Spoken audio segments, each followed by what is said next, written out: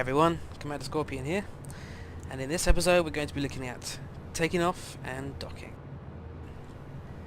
Now you might think that sounds very easy, but you'd be surprised how many people seem to make a real hash of trying to take off or dock, especially in bigger ships. So the first thing we're going to do is we are going to return to the surface.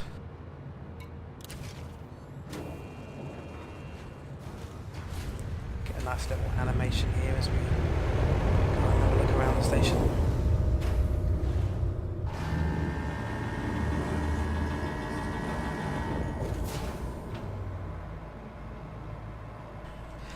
So the first thing you want to check when you come out of your hangar is whereabouts in the station you are. If you're near the back or nearer the front, basically because that means that's going to give you an idea as to how much space you have to get yourself in the right position for taking off. So I want to launch, so go to the launch button and hit launch. Ship released. Engines engaged. Next thing you might want to do is you might want to cut any speed. You can set your throttle to 0. You'll notice you have a timer counting down. It gives you 5 minutes to leave the station. You want to make sure you're out of there before that counter hits 0, otherwise the station will turn on you and start shooting. But there's very little chance that you'll be out outside of that sort of time. You should be able to get out well within those parameters. So we're going to first thrust upwards slightly. So use the thrusting upwards button. I've got mine set to R on my keyboard. You might want to do it in little bursts just to get yourself into the right position. That looks about right. And then ease up on your throttle. You can see there's another ship coming in there, and that's one of the reasons you don't want to just go hell for leather for the exit, because you may find yourself on the front of somebody's windscreen. So we're going to ease forward here now. We're just going to put the throttle up to about the middle of the blue.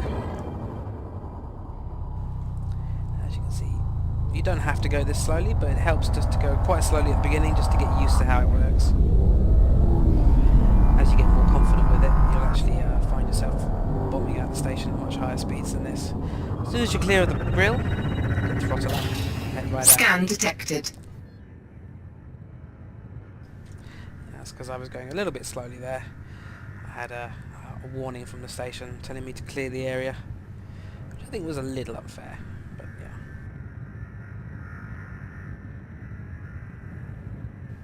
Once you're out of the station, landing gear retracted. The reason it's a good idea to take the landing gear off outside of the station is because with the landing gear on, you can't accidentally hit the boost button. And if you boost when you're in the station, and you will find basically there's no way you can stop yourself in time. You will hit the side of the station wall and you will explode, as a lot of people have done. Okay, so let's stop the ship, let's turn around, and let's look at docking.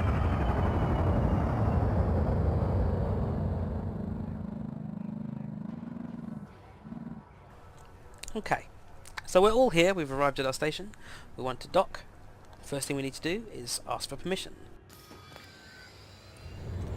In the left hand menu you can see, if we go across, we've got contacts. In our contacts we've got a little transporter over there, we've got the station, so we use a space bar. Ask to dock on the station. Docking request granted. And again you see it gives us a nice little countdown. This time you get 10 minutes to get into the station and dock. Now one thing you might want to check before you actually try and dock onto a station is there's a little option over here in the right hand menu, in functions I believe it is. This one here, rotational correction. You want to have that on. The reason for that is what this means is when you're inside the station, you can see that station's rotating at the moment. When you get inside the station, rotation correction will stop the station rotating around you, or in effect will actually make you rotate at the same rate the station does. If you have it off, I guess it's a slightly more hardcore sort of mode, realistic I guess, but you'll find it a lot more harder to line up with the landing pad, and it's definitely advisable for you to have that on if you're first getting the hang of how to dock. So first thing we do is we'll approach the station.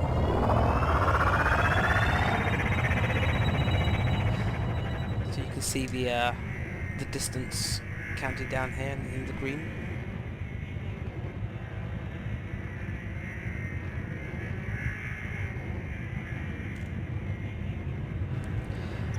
So I would say when you get probably to about 3 kilometers around or so, it's a good time to put your landing gear on. Again, put your landing gear on outside the station. It stops you accidentally boosting when you get in there. Landing gear deployed. So when your landing gear is deployed, your top speed is reduced, so you have a lot better maneuverability because you'll be at a lower speed.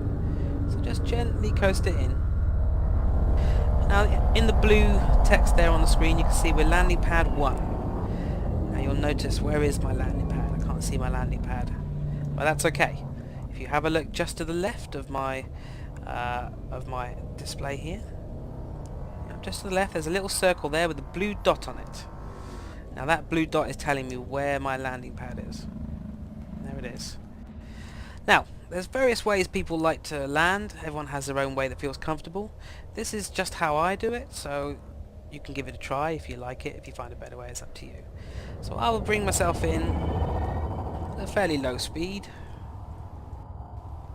And when I get about this sort of close distance, bring the speed down and just come to a complete stop. Now, you'll see there's a target that's appeared right in the middle of my screen now. There. Now this is for a bit like a parking guidance on a car. Basically, you will slowly edge yourself down with the thrusters. Now, Docking successful.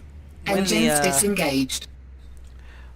When the blue line, well, when the target is red, it means you're not quite lined up. You can use your left, right, forward, and back thrusters to line yourself up. When it goes blue, it means you're directly over the center, and that's where you want to be. And that's it. That's about as much as it takes to get into a station and land. Happy travels, everyone. Commander Scorpion out.